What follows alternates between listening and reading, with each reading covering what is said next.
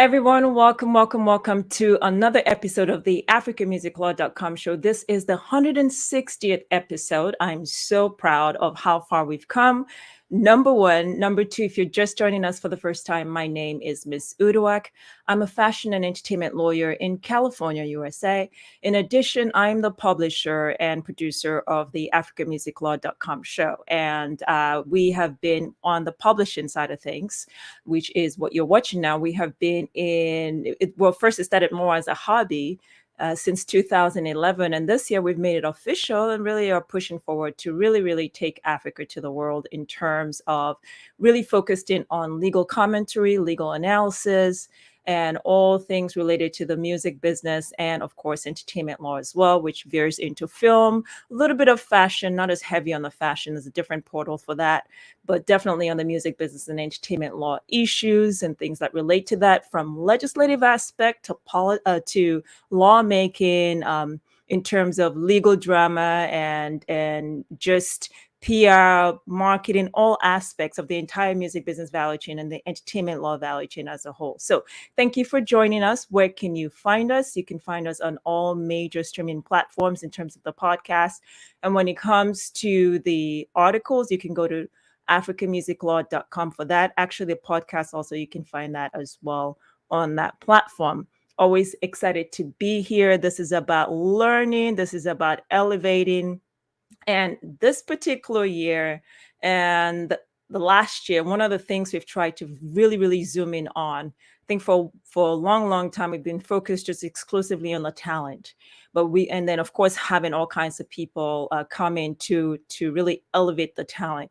But this year and the previous year, 2020, we've been very intentional about zooming in on our executives and zooming in on our lawyers, because when you are observing industry trends and the change that have been happening, it's really coming full circle on several levels. Coming full circle, number one, in terms of everyone paying attention to the continent as they should have been paying attention to, and then also just having it now come full circle back to the States. So it's very critical that we are putting the spotlight on our executives, putting the spotlight on our entertainment lawyers, and those who can broker the deals, those who understand the industry inside out, and those who continue to need training to ensure that they are able to meet the demands of the 21st century and as we continue to the 22nd century when it relates to the African continent. So that's what we're here to do. Our slogan is empowering the African artist, and I always add, and the creative industry at large. So welcome again to the AfricanMusicLaw.com show. So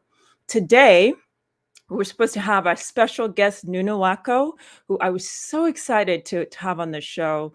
Nunu and I have been trying to arrange for a time to have a conversation since 2019, believe it or not. Her schedule got so intense. She's been doing a lot of international travels, many of those travels on the fly because of the nature of her work as a communication strategist and political analyst. And her particular area of focus is East Africa, specifically Ethiopia. And as you can imagine, there's a lot going on in Ethiopia right now. But prior to, there was still a lot going on. And I wanted to have her come on to really talk about that region. It's of immense interest to me.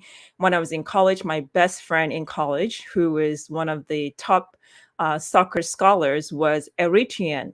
And during that process, I really got to know a lot about the Habesha culture. In addition, I was the co-founder of the African Student Union on campus, and half of my demographic was Ethiopians, actually. So over time, and then I've got wonderful friends who I started modeling with who are Ethiopians as well. So over time, I've just really developed an interest in that region and how things affect the entertainment industry there and across the continent as a whole. I was looking forward to it. I don't see her yet.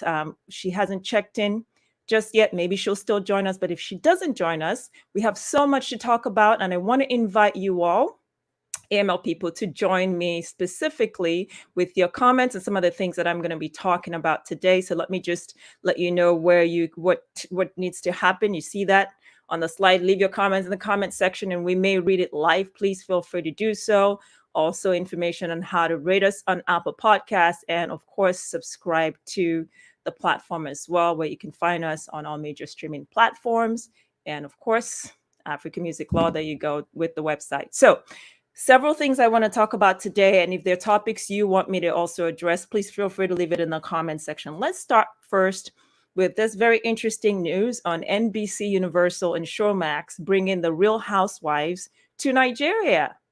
That's an interesting topic, right? So, the NBC Universal and Showmax, you already have the Real Housewives in specifically, let's see, you have it already in South Africa, and it's apparently been very, very successful. So the South Africa one is the Real Housewife of Johannesburg and the Real Housewives of Durban. So I'd love to hear your comments and how you feel about NBC Universal and Showmax bringing the Real Housewife to Nigeria now. That should be very, very interesting.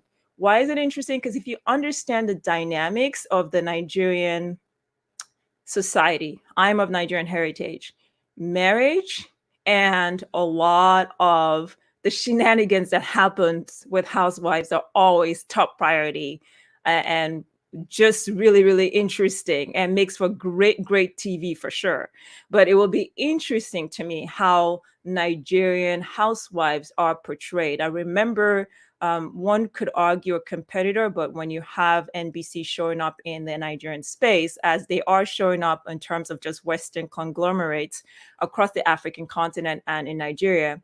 But for this particular situation, you have someone else who's already in that space trying to do something similar. I've not followed up for a while now with where she's been, but Linda Ckay, who is a blogger turned media mogul and has been building her own enterprise. I don't know if another media mogul, Mo Abudu, but I know Linda Ckay was intentional about bringing something like that to the Nigerian audience.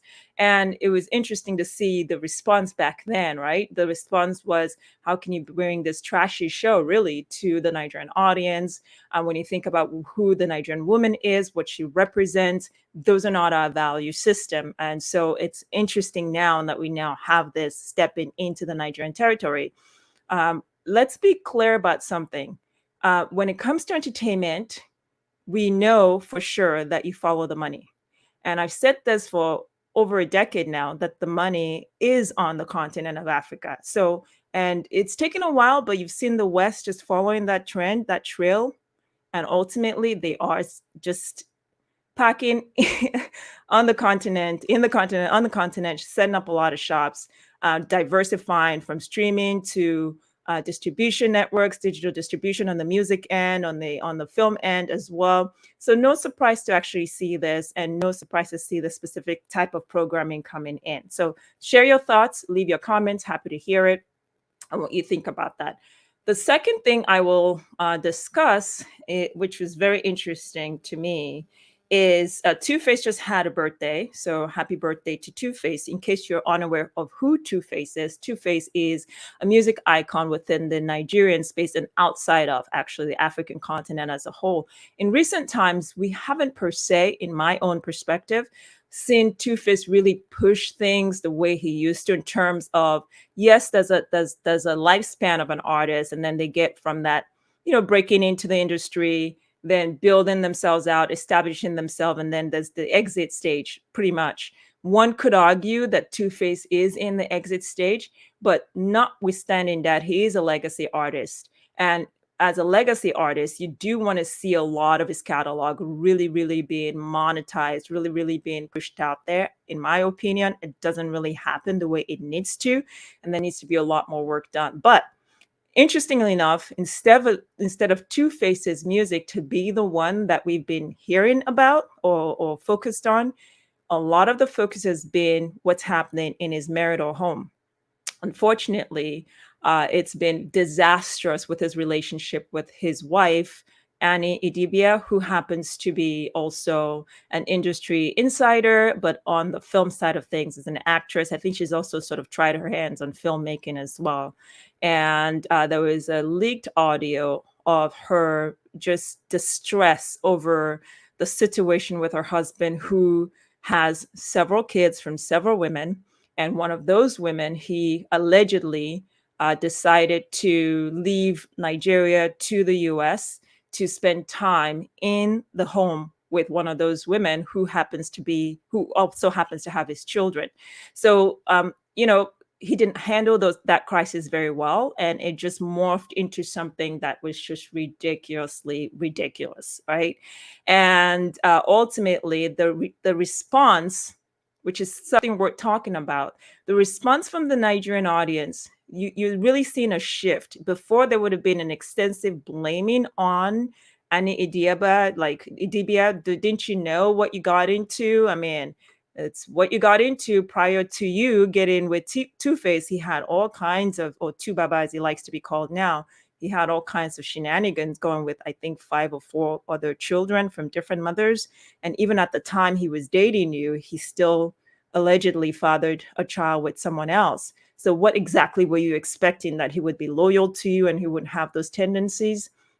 But I'm noticing a shift, and the shift that I've noticed is that the audience actually put a lot of blame on Two-Face, and or Tubaba as he likes to be called, saying, basically handle your business. It's unfair the way you're treating your wife, and you are not being a responsible guy. You're not being respectful to her. So recent times, interesting story that just came out. Recent times, he just officially put a statement out saying, basically on his birthday, I believe, or maybe just a day before, saying, you know what, I'm only human. I'm only one person. So please, basically, y'all have mercy on me. I fall. I'm not necessarily perfect.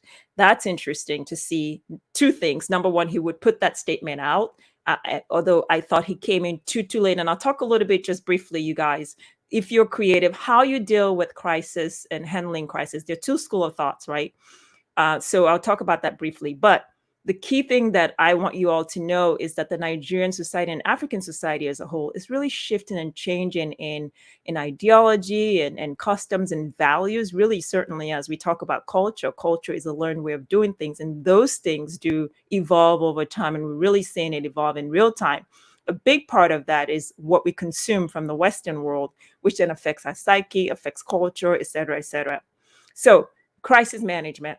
If you're creative and you have crisis blow up, there's a Karen Civil crisis that just blew up yesterday. I might talk just briefly about it in a second. Karen Civil, Haitian American woman who is known as a communication strategist and very successful at what she does. And there's just been a whole mess as to her role as an influencer and all the other stuff going on. If you have a crisis, from a legal standpoint, obviously this is not a legal advice, but just information on the podcast. If you have a crisis, there are two schools of thoughts. The first one is you sort of ignore it. You ignore it and you keep waiting, hoping that ultimately it's going to boil and over and just, go away. And then there's the other school of thought that you get in front of that crisis and you're diplomatic in how you sort of admit, your faults and your flaws, but you communicate, you stay communicating, you put out your own press statements and you take control of that. Two school of thoughts. And for the most part, you'll hear communication specialists say it all depends. And sometimes, it's good to follow whichever strategy works for you. But I think there's something from even a legal standpoint where you want to be careful not to let crisis just boil over and boil over and boil over and boil over, where it becomes it explodes to even something more and creates even more liability, especially when people start putting more information out, more sometimes defamatory statements that are made about people in that process. I think, yes, it's always a situation where you gauge it, but definitely, in my view, you definitely want to get a control of that crisis. In my opinion, I think that Two-Face waited way too long to put out a statement. I think if he had put out a strong statement, just like he's done now, that would have been unequivocally helpful to shut things down. But he waited too long. And in the process, really just left his fans feeling confused. And for a while now, with all due respect to him, I think his camp has put out more confusion than clarity of purpose and thought as it relates to his brand. And that confusion is something that he needs to go back into his camp and clean things out. And certainly on the home front as well, clean things out. So I'm happy to see that he was finally able to put something out there, take control of the story, and have it sort of, divert a different direction and get back to the music. So that's what I will say on that. Again, feel free to leave your comments or questions if you have any. Happy to answer them or discuss them on the show. All right, so let's go to something else that caught my attention. Tems being Apple's Music Up Next artist, and she's also set to perform on Jimmy Kimmel show. I mean, first, once upon a time, we never really had women voices represented. It's always either T.Y. Savage or Shay, those two being pitted against themselves, or you had Yemi Alade in the space. And then if you go really back over 10 years ago, the Sasha P's, the Kells, a few women coming in. This is just more on the Nigerian end of things, the dominant music industry specific to the Afrobeats we're hearing about. So I'm just focused on that particular industry.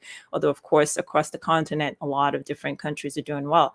But basically, there was a lot of that emphasis on that one woman, that one woman, that one woman in each label. And I think partly because our industry is not only relatively new, but a lot of our old time record label owners did not really know how to, number one, run a business, and number two, handle managing women. You would get some stupid, in my view, really stupid comments, such as, well, women are a lot of work, they got to do makeup, et cetera, et cetera. The reason why it's dumb is because, or stupid, is because there are different diverse ways of monetizing a brand. And if you have a woman on your roster, or a recording artist, female recording artist on your roster, it's amazing. If she's doing makeup, awesome.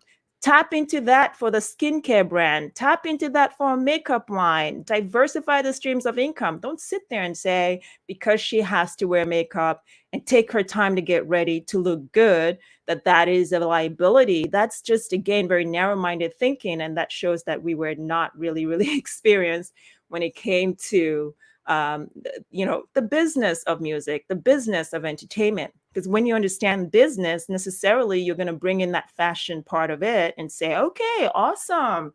Tems is all that and more. Everybody's feeling her. She's got into the braids. She's got into the makeup line. Guess what? Let's do a deal with a supplier of hair. And then with that deal, we can brand her name on all that package of hair. Nigerian women love a lot of, wigs and braids and all that stuff. Monetize that, for crying out loud. Don't sit there as a record label owner and tell me that women are too much work. That is myopic thinking, and you have no business running a business if you can't understand that. On the cosmetic side, don't sit there and tell me the same thing. Team up with the brand, expand it not only on the local level, but on global level, and have her be the face, the brand ambassador for cosmetic line, and bring value to that. You know what I mean? So anyway, so it's so good on the Tems part to see. The point I was trying to make is, back in the days, maybe one woman that is the face, but now, oh my gosh, the new millennials and Gen X coming up, they ain't got the time, and they are really out there. And we're seeing a lot of our new record label owners really tapping into and really understanding the dynamics of the market. It's so beautiful to see that. So let's see. We've got a comment here from Mohammed. Mohammed, you always say that all the time. Watching from Liberia. Thank you so much. I really appreciate you doing so. I wonder what time it is. Probably about 5 or 6. And then we've got Tem, who's part of the AML team. It's exciting to see measurable progress in Tem's global relevance. Absolutely. I completely agree. So Tem, congratulations to you, and performing on the Jimmy Kimmel show as well. And interesting to see that even though she teamed up with Wizkid as a featured artist on Wizkid's big song Essence, just massive, it's been global. But it's interesting to see specifically that she's sort of a breakout artist. Sometimes you have this featured artist come in. We've seen that over and over again, whether it's an American main artist featuring an African artist, but that African artist doesn't necessarily go on to be that big. But to have an emerging artist like Tems, and then she ends up being first featured on an African main artist whose song then goes global, and then she's a breakaway star to go do her thing. That is absolutely phenomenal. It says a lot about not only where we are, but the quality of talents that we're putting out, and we should be proud of ourselves as well. Charles Novia, oh my God, I've not heard or seen you in ages. Welcome. So good to see you. I hope all is well. I think I watched a recent interview. It's been a minute with Ebuka Uchendu, I think that he conducted with you. I have to go back and remember. I think that's what it was, but it's been quite a minute. Yes, it was. And I think you were talking about Majek Fashek. So if you all don't know, Charles Novia is a stakeholder in not only Nollywood's industry, one of the OGs, but also a stakeholder in the music industry as well. Has done so much. Majek Fashek is an icon from the 80s and 90s who music icon from Nigeria, became a global icon as well, and signed to a record label out in the States, but unfortunately had some challenges with respect to drug addiction, substance abuse. He's now deceased. And Charles Novia has been instrumental in trying to keep his catalog going, monetize it for his family, et cetera, et cetera. So you should check out that interview, or just type in Charles Novia on YouTube and interview, and you should be able to see some really interesting perspective of how he brings and discusses everything and brings it all to the table. All right, so let's move on from Tems and let's talk about the GQ article. Did you guys see that GQ article on Wizkid? It was really well thought out.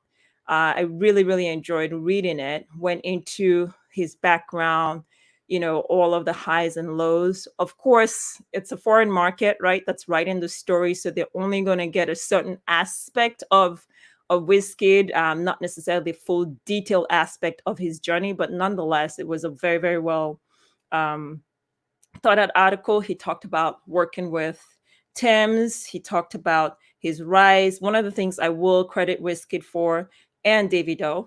I like Wizkid, but I really, really like Davido in terms of my personal listening and what I spend my time listening when I'm not, per se plugged into discussing or doing all things music business and entertainment law. But I really, really like Wizkid and also Davido in terms of what they've been able to do with giving visibility to other artists, and particularly emerging artists on the continent. Davido, I always credit, it didn't matter who, from the bloggers to the vloggers to the artist, he will collaborate with you. Half the time, he wasn't even charging people for those collaborations. That's incredible because he's so committed to seeing the continent advance. And for artists, just listen, that's how, if you're at the top level, you stay relevant as well. And you look at folks like Beyonce and other top brands like that, they tend to really go where the new trend is happening, and they team up. Beyonce's tried everything from the Afro beats to even now country, among other things. And you see someone like Davido and definitely Wizkid doing that. But that Wizkid article is very, very good. I recommend you all check it out, the GQ article. All right, so what else do we want to talk about? Some really amazing talents. Let me talk about PD Picasso. Aristocrat Records, of which Burna Boy emerged from. So PD and I will have him on the show at some point. I've just not had the time to really reach out just yet. But PD and I have something in common, actually. So PD's cousin was actually my neighbor, and actually, I would say my neighborhood best friend, if you will. My house was literally right next to the Isokaris. That's their last name. And I remember when PD was out here in the US and specifically in the state of Oklahoma, getting ready to return back to Nigeria, and reached out as to some of the moves he's trying to make. He's always liked, well, first, his family is very business oriented and always have been. And he himself embodies that. And to see what he's doing right now with Nigeria's music industry, it's amazing. He's got his mind set up, like really, really understanding business. I think about some of the expanded portfolios he has. First, the record label side of things, and then sort of expanding it to doing publishing as well. And even, I think, he's gotten into a podcast network that he's set up as well, Midas, if memory serves me right. Then I look at this internal infrastructure he's created. Really, really, yes, he's leading, but he's also putting on the board level, has his executives, on the board level, has those who are really supporting him. And then his officers has got some really amazing executives, and particularly with the keen eye on women. He's rolled out on artists and really put a lot of marketing and promotional dollars. He's signing deals, leveraging relationships on the international front. And recently he just had one of that big party to sort of honor his brand, which was also part of branding itself and all the marketing and promotions. And it reminded you of Jay-Z's Rock Nation brunch that he typically has during Grammy week. So it's interesting to see the positioning. Not surprised though, if you know they so carries, not surprised at all. And I expect that he will continue to just, take it to the next level, because that's what their family does and that's what he does also. So really, really good job, PD. I really appreciate what you're doing. I look forward to having you very soon on um, on the show. All right, so let's talk about, one of the things I always say, and I've said it over and over again, and I think that's why the African Music Law platform exists. I love business. I love to do business, talk business. And it is extremely frustrating for me half the time when I go on our African owned platforms and I can't really see much business going on. There's too much emphasis. I understand the society, but there's too much emphasis on the personal shenanigans of our stars and celebs. I think it should be balanced with talking about the deal making, talking about the legal issues and shenanigans, among other things. We've come a long way, and African music law has certainly been instrumental with that, but I want to see us do a lot more. So having said that, it's a trend I'm observing, actually, from Not Just Okay to some of the more established brands. So notjustokay.com used to be the number one leading Nigerian music website. Over time, they've rebranded as the most trusted Nigerian music website. And then they've expanded, if you're noticing, you all, they expanded a little while back with respect to covering all of the different continents. I mean, sorry, all of the different countries within the African continent, specifically on the major music markets. So if you go, you'll see them do that. Another thing they've expanded to do is the genre of music. So before it was just exclusively mainstream music, African music, or Afrobeats as we're calling them now.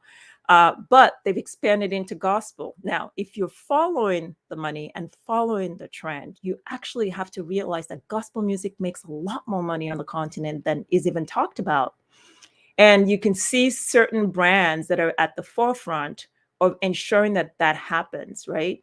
The Experience, I forget who, the pastor that puts on that huge Experience concert with almost 1 million people in attendance, and then has gospel artists from all over the world that show up to perform, among other things. So if you're noticing that, and you're a content provider like notjustokay.com or the Bell and I Jazz or even the Linda AKGs, you definitely want to tap into that audience if you're serving a music market. So it's good to see Not Just Okay do that. Another thing I'm seeing, not just on Not Just Okay, but across the media spectrum for Nigerian media brands, is doing something we've been doing for a while, which is the interviews now, right? They're rolling out the podcast, they're rolling out the interviews. They're now also talking to the executives, because it's a new day and age. And yes, you want to put out a lot of music content, but you definitely want to also anchor your content in the business of music and really serve your audience well. So shout out to Not Just Okay. I'm seeing you guys and your move, Demola, OVO,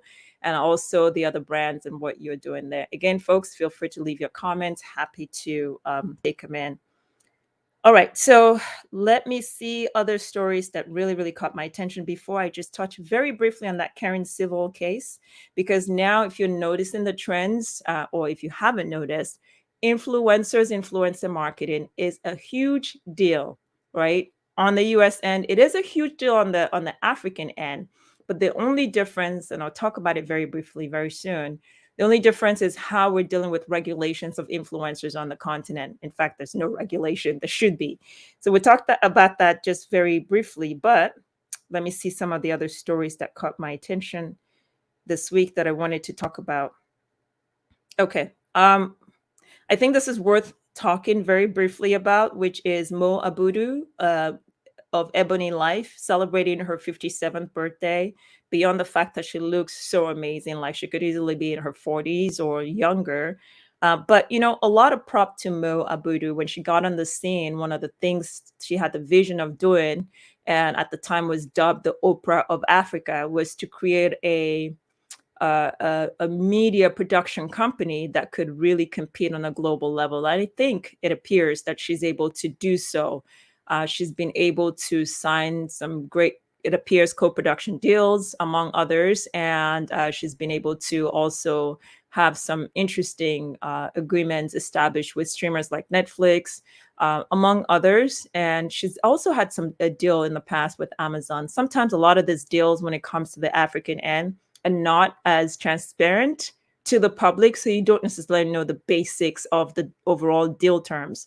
But on the US end, usually when you have those deal making process happen, it's more transparent. So we know what's happening in the industry. Trade industry journals can talk about it and educate the public at large. That's where we definitely need to improve on. But Mo Abudu, congratulations to her. She's certainly seen very interesting up and down. She reminds me of Linda Ikeji in terms of often being the test case that the industry learns about the legal issues arising from certain actions they take. So we've definitely seen Mo Abudu present us with issues of copyright clearances, issues of the scope of rights that are granted. With the Tubaba case of the journalist, for example, that had written an article for her publication, and based on Nigerian law, the expanded rights that Mo Abudu thought she had in terms of being able to acquire the property, so acquire the story to turn into a film, wasn't actually what she necessarily thought it was. And then that became such a crazy mess. Last I checked, there was potential threat of litigation. I don't know if the parties ultimately have been able to resolve it behind closed doors. And if they haven't, we might see that litigation, that actual lawsuit filed and move forward in future if it hasn't already been filed.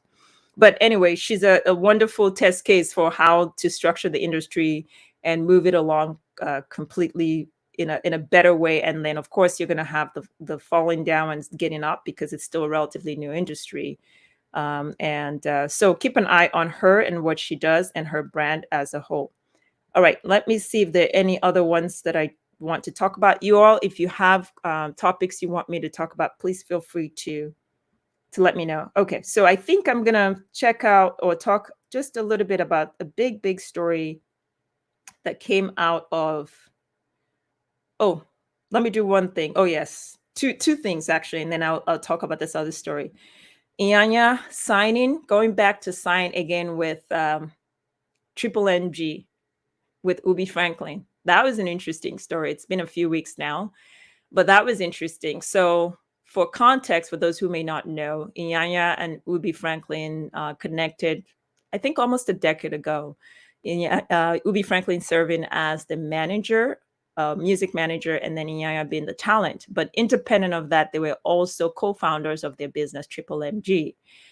Fast forward 2 years later, maybe a few years ago, there was a huge, well, first of all, prior to a few years ago, Iyanya ultimately left the label. And the label, he was the key star and talent. He left the label. A few years ago, we find out that there was just a really bitter falling out, which played out in the media. And part of the allegations were the incorporation documents were not exactly done the way they were supposed to, and that allegedly Ubi Franklin had tried to basically pull a fast one by having his name and that of his relatives on the incorporation documents, leaving out Iyanya. That was the allegation. Ubi Franklin responded, Iyanya responded. It was just this whole mess. And ultimately, it really brought up a lot of issues on really on the business side of things, the infrastructure on the incorporation or business formation part of a business. So how you set up a business entity. And then when you are done setting the business entity up, dealing with your accounting, your bookkeeping, separating the books, all kinds of stuff, and then accountability. Just because you're a creative talent doesn't mean that you're just only minding the business of creating and not getting into the business you're building out. There was a lot of question of where Iyanya will go with his career. And Iyanya said, even though he still had shares in the company, but he really didn't take anything. He just basically walked away, left it out, at least allegedly. It appeared that's what he was saying. There wasn't really major clarity. He gave interviews to some of the key brands, media brands, but he sort of remained in limbo. And frankly speaking, since Iyanya left Triple MG, it's been like he's been trying to find himself and find a space that would accommodate him. And what I said back then and still maintain is he's a creative at heart, but he must learn to bring the business side to the creative. and he needs to be hands-on in his creative business and understand his strength to be able to parse it out. So if your strength is creating, that's perfectly okay as an artist, right? Or a filmmaker or what have you. But it doesn't mean you completely abandon your business to someone else, even if that person happens to be your business partner. You must still have oversight of what's going in and what's going out in the business. And he wasn't, at least by all accounts, doing that. So it seemed that the relationship was really severed. But the good thing is they've been able to reunite to the point where Iyanya is signing again. Now, I would be curious to see the terms.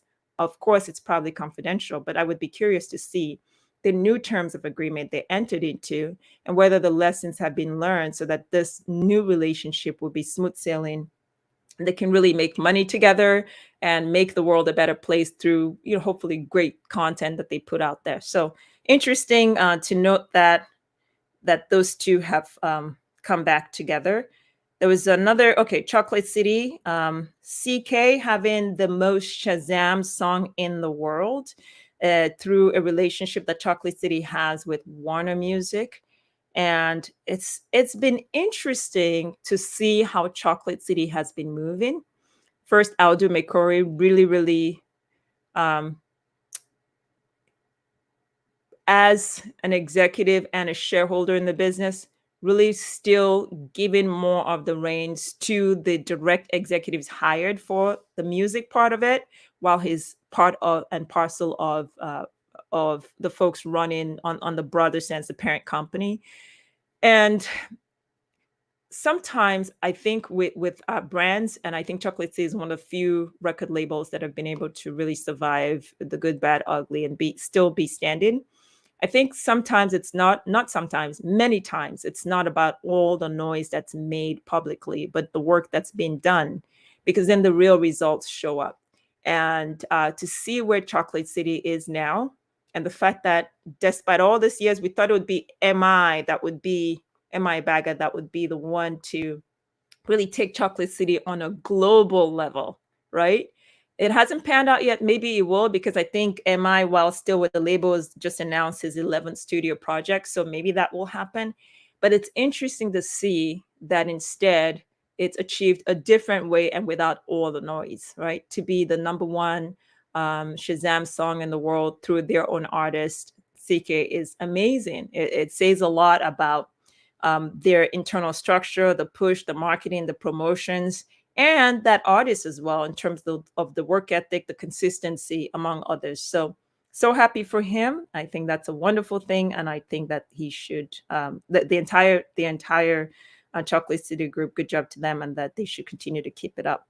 All right, I think I want to round it off with Universal acquisition. Warner Music South Africa acquiring a local independent label. So the merger and acquisition part of things. And so that was, the label is, I hope I say this right, Coleske. So that's led by Arnold Coleske. That was reported by Music Business Worldwide. That's a great platform, by the way. I love going to that platform because they've just got excellent music business news that's very relevant to the industry. And now they've expanded their offerings to start talking about the continent. So Coleske, according to the article, I'm going to read it, just an excerpt very briefly, is the largest independent label focusing on Afrikaans repertoire, which makes up a significant proportion of the South African music market, with other players including Select Musiek, owned by Sony Music Entertainment, and Inhoud Hughes, which has a partnership with Universal Music Group. Of course, we're going to continue to see those kinds of acquisitions. Of course, we're going to continue to see a lot more of the majors playing on the continent. And it's been interesting to see what our local independent labels and brands are doing in that respect. I do, of course, expect a shift with respect to the service offerings, because they just, in my view, of course, cannot compete with the majors on that level in terms of the capital to compete on that level on, for example, acquisition. You do have someone like Mr. Easy with Empire trying to do his own, or Empower Distribution, EMPAWA, Empower Distribution, trying to do his own thing. But even with his own investments, I don't know that it's enough to do those kind of major acquisitions, if you will, maybe down the line. But I do expect us to continue to see this kind of acquisition. And I think what that does for our industry stakeholders and our business owners and brands is to reshift the thinking on who exactly they want to be, how that spells out, what that translates to, and take it from there with respect to partnerships and collaborations to really scale up the business and have more offerings, and maybe down the line do those acquisitions themselves as well. So interesting times ahead. I'm always on the pulse of looking and checking out, and of course African music law as a whole, looking and checking out what that all means. And I really was hoping, as I said, that I would have our guest appear today, Nunu Wako, because Owako, we've been working on it for a while. So it's unfortunate that she didn't appear. Nonetheless, I think we had made very good use of our time to cover some of the key stories, which is what we do, right? African music law is not just dependent on the guest. It's actually very much so about the music business law and entertainment law, legal analysis and commentary, and then music business as a whole. So we're always ready to go on those issues and discuss them. I see Tem, who is part of the team, say, I believe that the recent turn of events are pulling the industry full attention to the business side of things, from recent stories from people like Muabudu Iyanya and the entry of international labels. Absolutely. And the labels have been entering for quite a while too. So this is just now taking it to a whole new level. In terms of, it's no longer, oh my God, let's send people. And if you guys remember Tidal, when Jay-Z sent his cousin to Nigeria to just sort of scope around and see what things are. And by the way, that's a typical order of things you will see, especially with Western brands when they're interested in a particular market. Let's just talk about Africa. You'll see them invite the stakeholders there. You'll see them say, oh, we're just curious what's going on, how are things working. We've seen the Netflix do it. We've seen all the majors do it on the music end. What's going on? How does this work? What's exactly you guys' systems and processes, et cetera, et cetera. Often you'll see our stakeholders certainly excited to be a part of that. And then maybe a year or two later, they understand enough of the market to make their own strategic move. Now, the trick with us is we have to understand enough business to know when we're coming to the table what we want from that discussion. And that even includes sometimes monetizing even the idea. If you're inviting me and you're a major for me to come sit and talk about my industry and all of the wealth and knowledge and institutional knowledge that I bring to the table about my industry, yeah, that's value I'm giving you. And if I'm giving you value, there are two ways to do it, either through some sort of partnership relationship, etc., or pay me for that value, right? Contractually, I'm sitting with you, you're giving me this idea, and maybe you might not have the resources, et cetera, to take it and run with it and do what you want to do, but you can get into a deal-making process and a contract to say, I'm sitting with you, I'm giving you this idea, and I want to get paid for it, and spell out what the terms are. So every time that you get invited, especially stakeholders, it's not, oh, yes. These people invited me, when you putting it out on social media and all that stuff, just so people can pat your back and say, I see you. Yeah, you're hanging out and hobnobbing with the majors. From where I sit, that's not impressive at all. What I want to see you do is say, I'm coming to the table. Think of it on the film end, right? So if you're not selling that property, so selling that script, etc., for a producer to acquire, for example, you might say, okay, I want to, give that information or that story idea to you. And yes, maybe I've not registered the copyright, blah, blah, blah, blah, but I want to contractually enter to sell that idea to you. You could do that and monetize that process. So I don't want to see you all so happy just because you're invited to the table. You should be at the table or create your own table and invite others to do business with you. So don't get too overly excited about all of that. Once the table is presented that you should come join and you are being asked information and steps on how your system works, you're giving value. So you better negotiate that deal where it makes sense for you and the ecosystem at large. Hold on, there's a comment here. Charles says, I think Tems should retain her sound and style and not be in a hurry to morph her sound with the reported international signings. Her primary audience is still in Africa, and she will grow the diasporan audience gradually. I completely agree. Actually, when I saw that audio, when I saw, oh, hold on, let me go back to Charles, and there's a new comment from Tim. When I saw that RCA deal, I said, I think it's good, but I almost felt like it's a bit too quick on the signing. I wanted to see more of, a development on the continent, Charles, before she comes, do that RCA signing. I think it's a little too fast. Those were my initial thoughts, and I do agree with you about her sound style and what she needs to be doing. And with respect to the signings, completely agree. Well thought out, well said. Thank you. And then Tem says, Tim Larry, so she goes by Tim. She says, yes, the approach is different now. It's no longer just bringing in foreign content to a new market, but now working with local content and playing according to the continent's prevailing structure. That's true, but half the time, Tim, the continent doesn't have a prevailing structure per se. So that's where the challenge lies. But however, you are seeing international stakeholders or Western stakeholders coming in and starting to respect what structure we have, like the informal structures we have. And for example, African local content producers, not having them create stories on the filmmaking side that are not authentic to themselves, but instead creating stories that are authentic to the continent, because ultimately it helps that streamer that's now in this space. So very well said. All right, folks, I think we had a great time. I had an amazing time sharing some of this latest stories. Thank you for joining me. I really appreciate it. Charles, I'm going to hit you up very, very soon. Long overdue. I think that conversation will be epic.